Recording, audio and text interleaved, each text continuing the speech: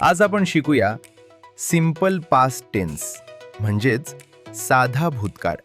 जेव्हा एखादी क्रिया भूतकाळात घडून गेलेली असते तेव्हा हा काळ वापरतात. नियमानुसार या वाक्यात सब्जेक्ट नंतर क्रियापदाचे दुसरे रूप म्हणजेच पास्ट टेन्सचे स्वरूप वापरले जाते. कोणत्या मराठी वाक्याचे रूपांतर सिंपल पास्ट टेन्समध्ये करावे? तर हे ओळखण्याची एक सोपी खूण म्हणजे जर वाक्याच्या शेवटी वापरलेल्या क्रियापदाचे शेवटचे अक्षर ल च्या बाराखडीत असेल तर ते वाक्य सिंपल पास्ट टेन्सचे असते. उदाहरणार्थ, मी नवीन फळा आणला. इथे आणला हे क्रियापद ल वर संपते. इंग्रजीत ते होईल I brought a new blackboard. इथे ब्रॉट हे दुसरे रूप वापरले आहे. अजून एक उदाहरण, तिने चोराला पकडले.